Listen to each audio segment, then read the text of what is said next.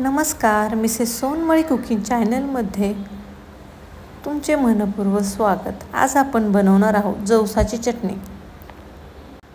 जवस हे आपल्या शरीरासाठी खाणे खूपच गुणकारी असते, तर आपण अशा प्रकारच्या चटण्या घरात बनवून ठेवल्या तर त्या निमित्तानं आपले जवस खाल्ले जाते। तर चटणी बनवण्यासाठी साधारणतः इथे मी 100 ग्राम इतके जवस घेतलेत। याला मी स्वच्छ नीट करून घेतलेले आहेत।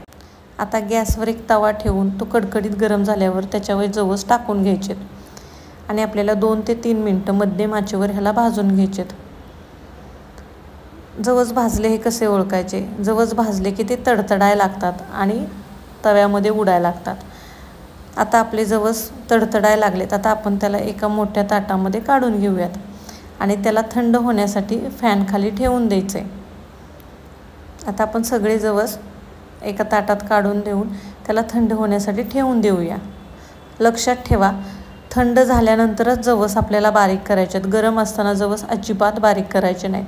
त्याच्यासाठी त्याला आपण 10 ते 15 मिनिटं फॅन खाली ठेवून देऊयात। आता आपले जवस छान असे थंड झालेत, पूर्णपणे थंड झालेत। त्याला आपण एका मिक्सीच्या जारमध्ये काढून घेऊयात। ही चटणी बनवायला अत्यंत सोपी आणि चवीला खूपच छान लागते। अशा चटण्या नेहमी बनवून ठेवाव्यात। त्याच्यामध्ये मी 1 मोठा चमचा जिरं वापरलंय। लक्षात ठेवा, हे कच्चंच जिरं वापरलंय। त्याच्यामध्ये 10 ते 15 लसणाच्या पाकळ्या टाकून घेतल्या। लसूण तुमच्या आवडीनुसार तुम्ही कमी जास्तही करू शकता।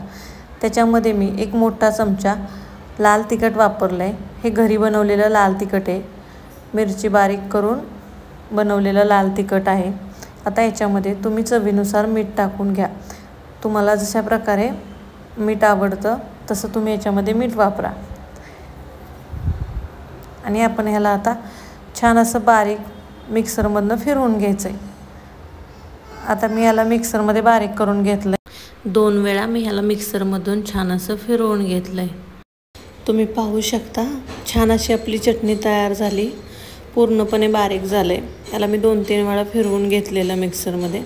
आता आपण ह्याला एका प्लेटमध्ये काढून घेऊया। ही चटणी तुम्ही भाकरीसोबत, चपातीसोबत, भातासोबत खाऊ शकता।